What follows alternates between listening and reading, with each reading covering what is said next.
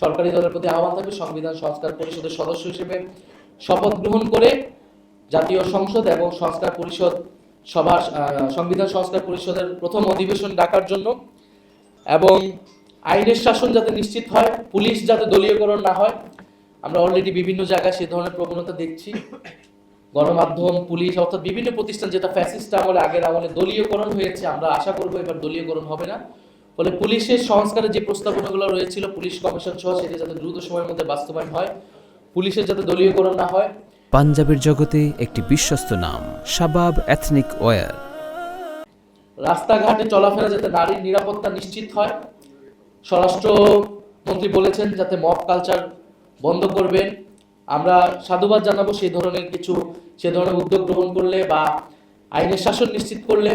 বিশেষত বিগত সময়ে আমরা মাজার ভাঙচুর দেখেছি, যারা এই ঘটনার সাথে জড়িত ছিল তাদেরকে যাতে বিচারের আওতায় আনা হয়। তবে মানুষের যাতে ন্যায্য প্রতিবাদ করার বা বিক্ষোভের যে গণতান্ত্রিক অধিকার, সেই অধিকার যাতে সরকার হরণ না করে।